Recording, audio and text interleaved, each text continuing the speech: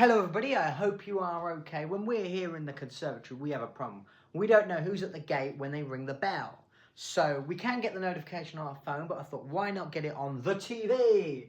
So we've introduced notifications on the TV, and I'm going to show you how I've done it. We're using something called PipUP.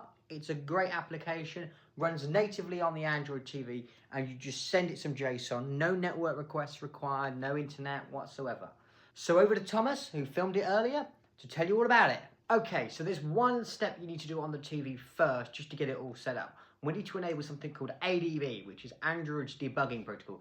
This is an Android TV, so on any Android TV this will work. So we're going to go into settings, so we'll go across to settings. I say that. The remote's a bit iffy on this TV, I don't know what it is, but we don't use it very often, so it's not that bad. So in settings, we're going to come down to device preferences. Can it be a touch screen? That'd be ideal. Come on, come on, come on. We're down here in the device preferences, in about. Come all the way down to the bottom. It's not doing it, there you go. And click on the build. You've got to click on the build about 5 to 6 times, I'm not quite sure. If you keep clicking on it, it's already saying I'm a developer. But you'll get this message that says you're nearly a developer. This works on both Android TV and Android devices. That enables developer settings. Now I think it's down here. Somewhere down here you'll see developer options. You want to click in that and you want to enable USB debugging. Make sure you've got this enabled, USB debugging. There might also be one for network debugging. No, that's it. You need to make sure you've got this setting enabled. So what this is going to allow us to do is it's going to allow me from my Mac to be able to remote into this TV and then install and make some setting changes to the actual config of the TV. A bit like you can do on a device and you can do on your terminal. We're going to do that. So I'll jump into that right now. Okay, so now that we have ADB enabled on the TV, that's the majority of the work we need to do on the TV. The next thing that we're going to have to do on the TV is open the application, which is pretty simple. But on my Mac here, as you can see, I've got PipUP. This is the application we're going to be using. So it allows you to say user-defined custom notification on TV. So all of the notification can be customized, including the text and all that sort of stuff, the image, how big it is, how long it lasts, all of that. It's all defined down here in this JSON object, and it's pretty simple. I'll show you my JSON object in a minute once we've got it all installed, before we go back to the TV to get it all working. So realistically, there's like a few steps. So what we need to do now is we need to connect to the TV. So I'm going to use the ADB connect command. So you have to have the ADB package installed, and you run the connect command followed by the IP address of the TV. You can find this in the settings on the TV. Of course, that is different for everybody. So I'm already connected. And then what you're going to do is we're going to download the APK file. This is essentially a file that allows you to install the application. It's sort of like an IPA file if you're familiar with iOS.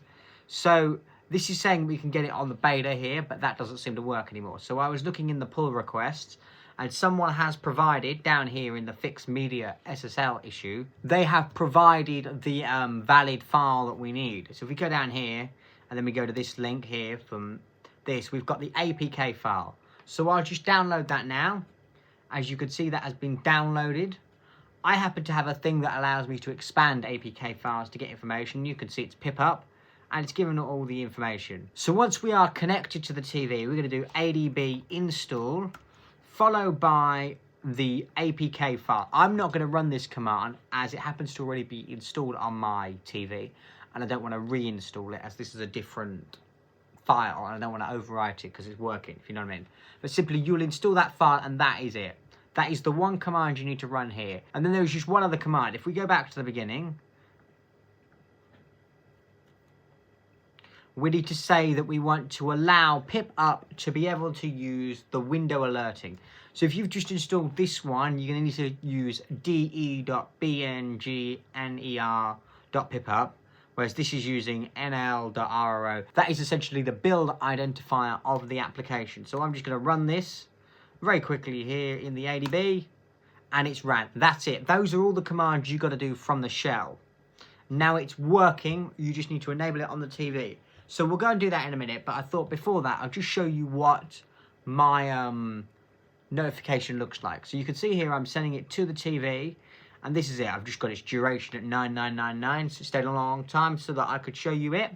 Title being side gate, a message saying there are 500 people at the side gate. I'm then including an image, and I've got a URI to the image. Of course, any authentication that the image requires needs to be sent in the URL such that it can see it. But that's kind of it. It's very simple, very basic.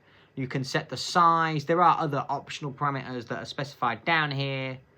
Like all of the strings are specified out, so you can set it wherever you like. But let's go to the TV now and just enable it, and then I'll send that command and you'll see what it looks like. Okay, so now that we have ran all those commands on the TV, we're just going to go along here until you find the PipUP application. As you can see, that's here for me.